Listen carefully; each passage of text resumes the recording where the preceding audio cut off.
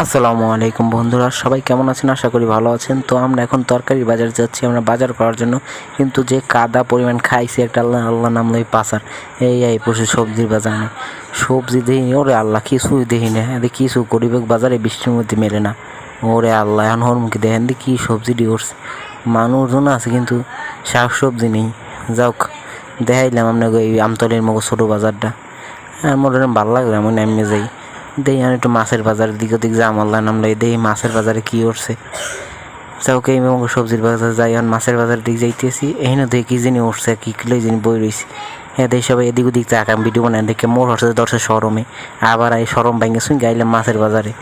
এই মাছ টাছ দিয়ে কী আল্লাহ নামলে ওরে নাই।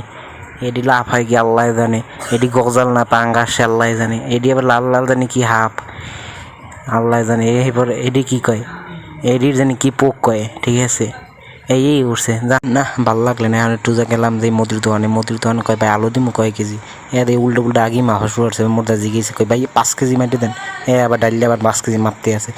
তো এটাই মোবাইল আমতলির বাজারটা। এরকম ভিডিও পাইলে হলে মোর একটু সাপোর্ট দিয়েন, হ্যাঁ আরও সুন্দর সুন্দর আপনাকে বাজে কন্টেন্ট উপহার দিব।